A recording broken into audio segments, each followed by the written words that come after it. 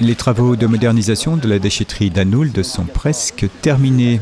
Création d'une dalle de béton pour stocker les ressources vertes, zone de rétention des eaux en cas d'incendie, élargissement de l'entrée, mise en place d'un contrôle d'accès avec barrières et carte, pose de garde-corps normés sur les quais. Tout a été repensé pour faire face à un afflux probable d'utilisateurs.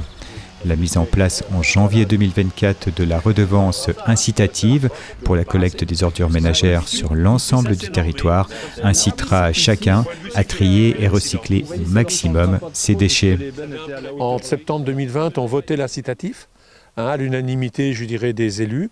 Ensuite, on a voté très largement la mise en place de la redevance en 2022, puisqu'on était pratiquement à 70%. Et de ce fait, lorsque la mécanique s'enclenchera par rapport aux habitants, qu'ils auront compris que l'intérêt c'est effectivement de trier, de valoriser, bien l'accès aux déchetteries va exploser par rapport à ce qu'on connaissait déjà, bon, surtout dans les secteurs où on n'était pas en incitatif, bien sûr. Je ne pense pas à Neuvillers-sur-Fave où ça fait déjà des années, Jean-Marie, je dirais une décennie au moins, 8 ans, qui sont déjà en incitatif. Donc aujourd'hui, ils ont connu cette explosion à l'utilisation de la déchetterie. Donc c'est pour cette raison qu'on a commencé d'investir sur une des déchetteries. Il y en aura d'autres à remettre au niveau, sur celle d'Anould, pour une somme coquette de 243 000 €. L'objectif avec la mise en place du tri sélectif et des apports volontaires en déchetterie est bien de limiter le volume des ordures des poubelles vertes qui sont incinérées. Brûler des déchets, ça coûte cher. Aujourd'hui, nous avons une usine magnifique, Phoenix, qui est en capacité de brûler 77 000 tonnes de déchets. Et les Vosgiennes et les Vosgiens nous amènent 90 000 tonnes. Il y a 13 000 tonnes de trop. Mais on doit les amener soit à Chaumont, soit à Dijon-Côte-d'Or. C'est des frais inutiles, en plus du bilan carbone. Donc l'effort de tri il est important. Les 7 déchetteries de l'agglomération de Saint-Dié bénéficieront dans un proche avenir de travaux de modernisation à l'image de celle d'Anould.